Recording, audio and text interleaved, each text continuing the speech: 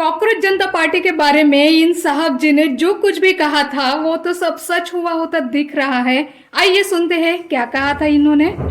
Critical thinker सबसे पहले अपनी कमजोरियों को पकड़ता है, अपनी सोच की कमजोरियों को पकड़ता है। और अगर तुम ध्यान से देखोगे तो इस पूरे सीजेपी के मॉडल में 5 बड़ी कमजोरियां हैं। कहीं कॉकरोच जनता पार्टी का प्रोटेस्ट बेसलेस तो नहीं, जिसमें कई विद्यार्थियों या यूं कहो कई लोगों के हाल हो रहे हैं।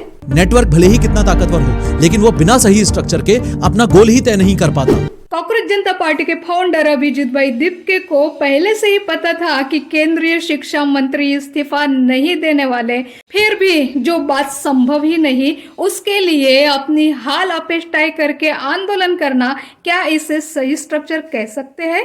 और अगर स्ट्रक्चर ही सही नहीं था तो क्या गोल सही बना होगा? गोल क्या है? आंदोलन करके शिक्षा मंत्री को पद से हटाना। ये आंदोलन धर्मेंद्र प्रधान के लिए को वारंटों का काम नहीं करता। इनको हटाने की अगर दिशा सही तय करते तो आज इनका गोल भी पूरा होता।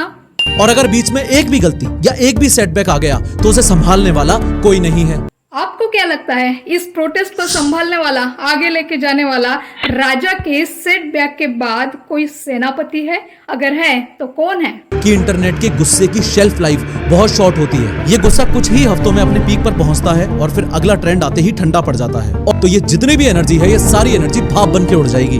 क्या वाकई में कॉकरोच जनता पार्टी से जुड़े लोग सोशल मीडिया पे कोई नया ट्रेंड आते ही बाष्प की तरह उड़ जाएंगे? या तो ये गुस्सा आगे चलकर एक असली बदलाव बन जाए, या फिर हर बार की तरह कुछ ही हफ्तों में ठंडा पड़ के वहीं बैठ जाए। क्या कॉकरोच जनता पार्टी एक दिन थक के आकर बैठ जाएगी या अपने जिद पर अड़िग रहेगी, जिससे सरकार को भी इनके सामने झुक के शिक्षा मंत्री का इस्तीफा देने पे मजबूर कर देगी? कॉकरोच जनता पार्टी एक जायज गुस्सा है, एक ताकतवर गुस्सा है, एक हिस्टोरिक गुस्सा है। क्या इनका गुस्सा सरकार में बदलाव लाएगा, या इनका गुस्सा, इनका आक्रोश, इनका आंदोलन, इन सब का सरकार पर कोई असर ही नहीं पड़ेगा? ये सब तो आने वाले दिनों में पता चल ही जाएगा। बस जुड़े रहिए हमारे साथ, चैनल को सब्सक्राइब कीजिएगा। धन्यवाद। कि गुस्सा सिर्फ एक अलार्म होता है, सॉल्यूशन नहीं। और अलार्म का काम सिर्फ इतना है कि वो हमें जगा दे।